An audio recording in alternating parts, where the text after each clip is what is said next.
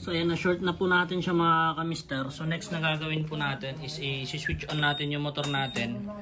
Tingnan natin kung mag-check engine siya. Ayan. So kapag mag-check engine na siya mga kamister, ibig sabihin shorted na yung DLC cable natin. So switch off po natin mga kamister. Tapos, hawak. Yung gagawin lang natin mga kamister is full throttle.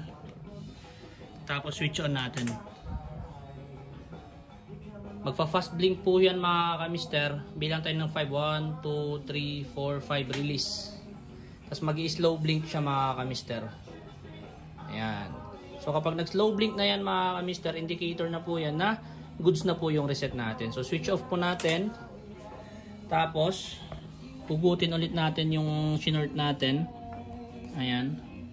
Tapos pwede na po natin siyang paandarin. So papaandarin po natin siya mga